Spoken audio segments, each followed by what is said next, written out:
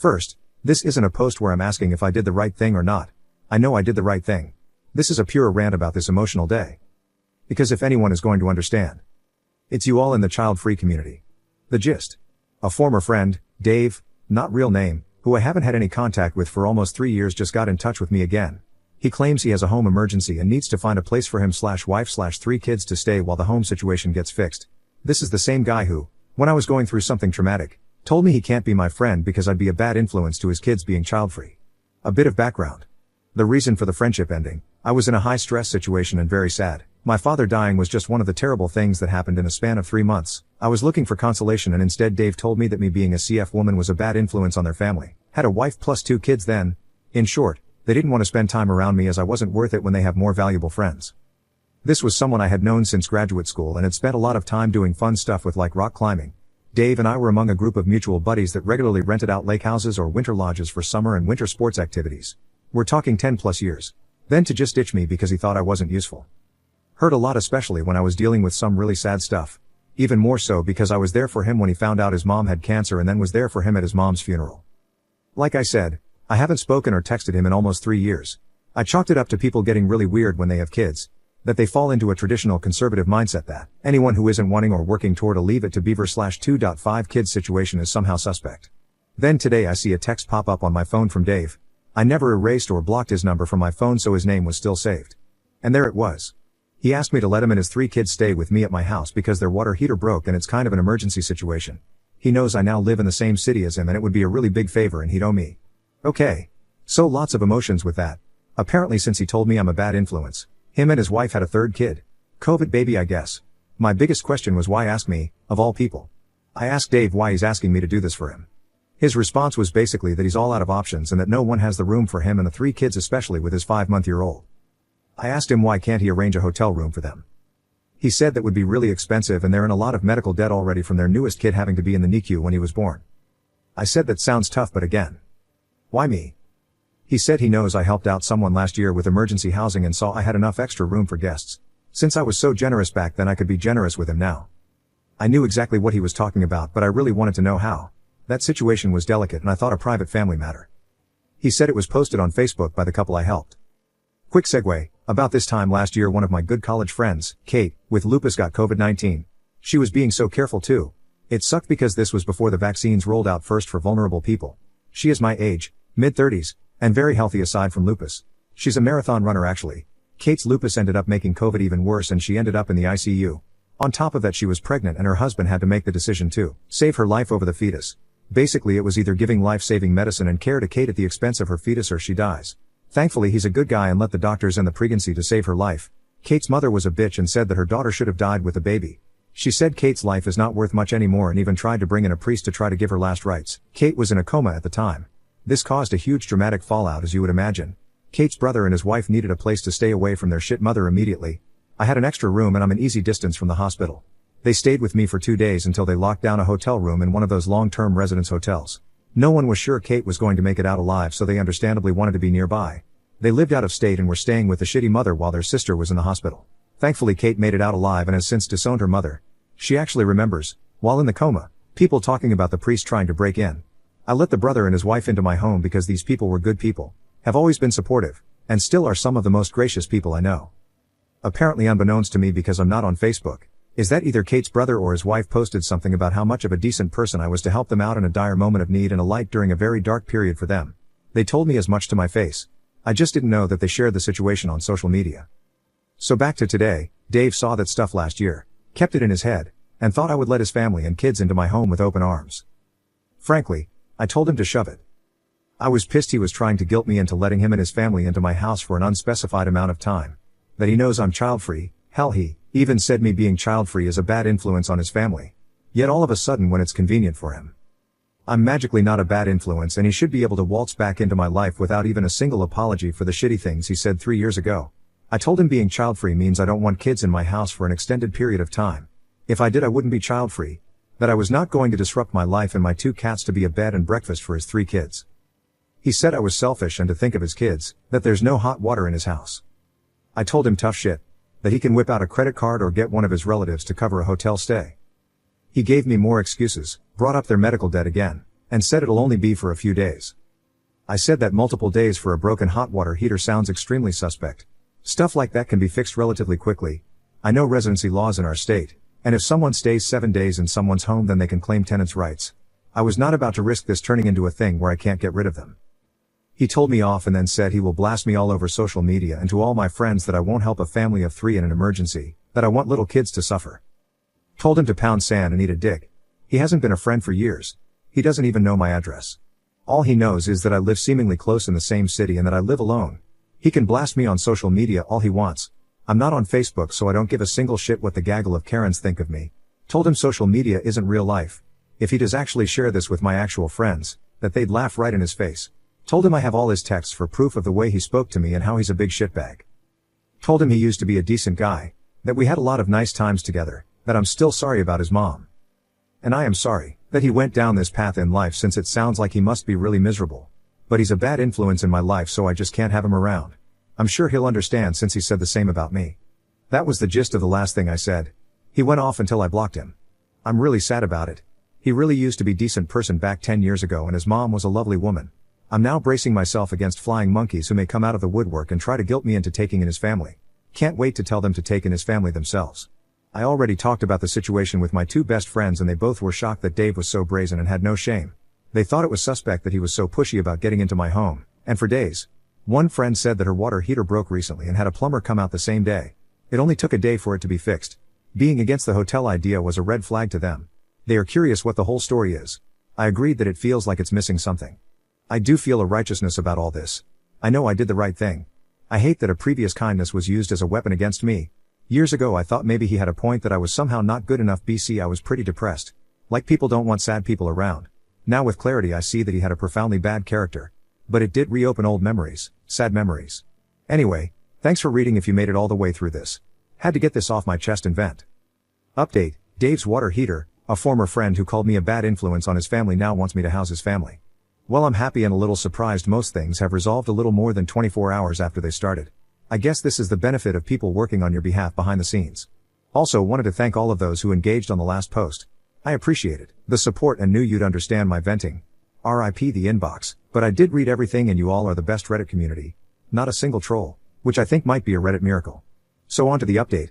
I'm writing this with a pot of hot tea and recommend you do the same. This is going to be long. Well. All of your guts were right. A broken water heater making a family of 5 need alternative housing was fishy. Especially since Dave doesn't even have a water heater. It was all a lie. Cue all of you going I knew it so here's the deal. Dave sold his house 6 months ago and him and his wife, Shelley, have been trying to buy a bigger home ever since.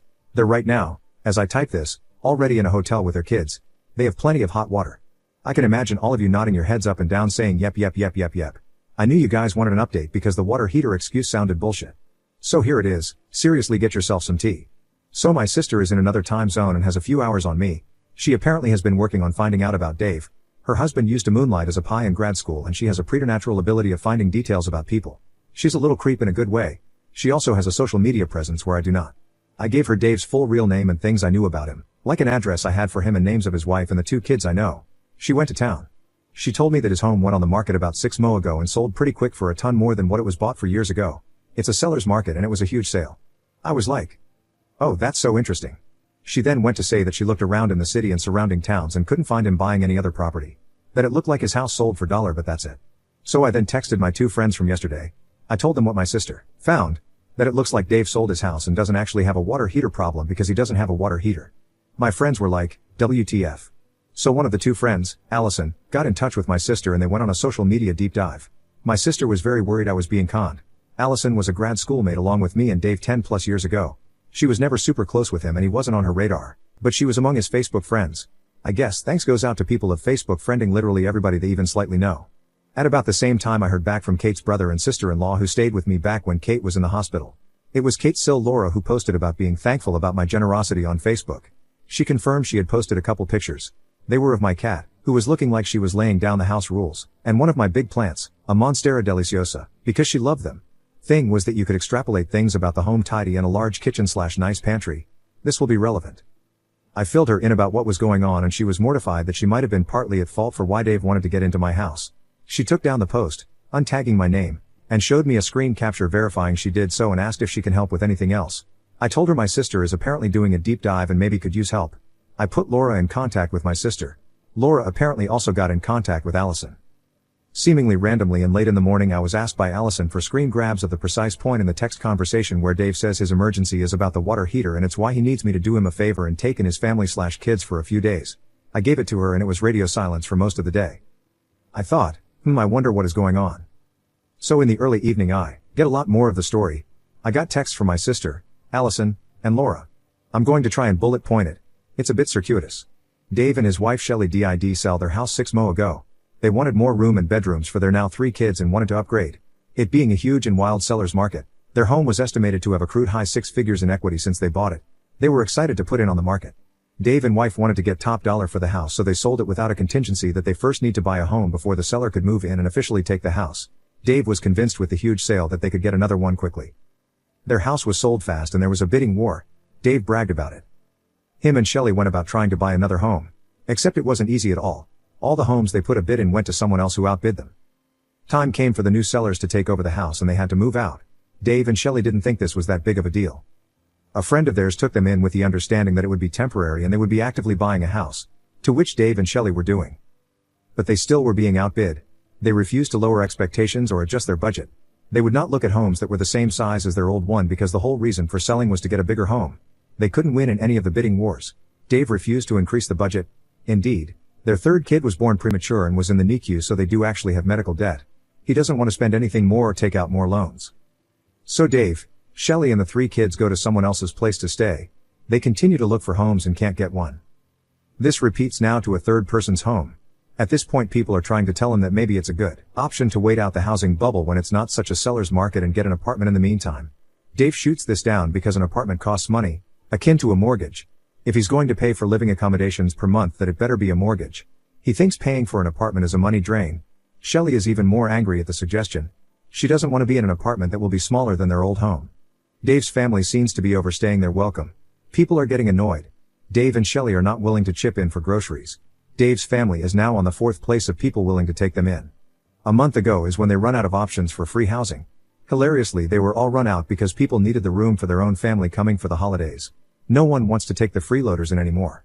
Shelley is a school teacher in the city, and because of that and that the kids are back in school, they really need to stay in the city. But their only other options now for free housing is Dave's brother, who lives about 2 hours away, and Shelley's parents, who live 6 hours away. Neither option is good for Dave and Shelley's jobs or their kids getting to in-person classes. So Dave and family needed housing ASAP and booked a hotel. They're really upset about it because their kids are loud and the hotel staff is harping on them to be quieter. Dave and Shelley complain how they hate living out of a hotel. How it is unfair they can't get a house with all the money they have. To be clear, they have more than enough money to skate on living in a hotel, which is still way pricier than renting an apartment. Dave likes the idea of the hotel because it's not signing a lease, they can leave any time, and they have maid service. Shelley goes all, "Poor me."